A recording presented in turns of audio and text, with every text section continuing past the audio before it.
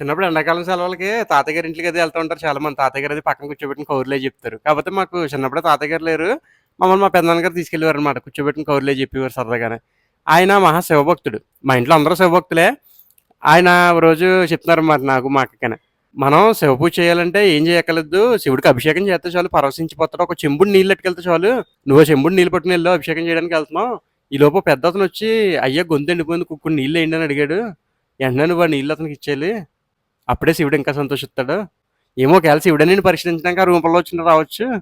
ఇప్పుడు ఒకటి గుర్తుపెట్టుకోండి, మానవ సేవే మాధవ సేవ. కష్టంలో ఉన్న వాళ్ళకి ఎప్పుడు సాయం చేయాలి, కష్టపడే వాళ్ళని ఎప్పుడు గౌరవించాలి అని చెప్పేవారు. అయితే చిన్నప్పుడు ఆయన చెప్పిన మాటలు విన్నాం కానీ అప్పుడు అర్థం అవ్వలేదు. ఇప్పుడు అర్థం అవుతున్నాయి కానీ ఆయన లేరు. అందుకని ఇంట్లో పెద్దవాళ్ళు చెప్పే మాటలు వినండి. ఎందుకంటే అవి అర్థమయ్యే టైంకి వాళ్ళు ఉండకపోవచ్చు.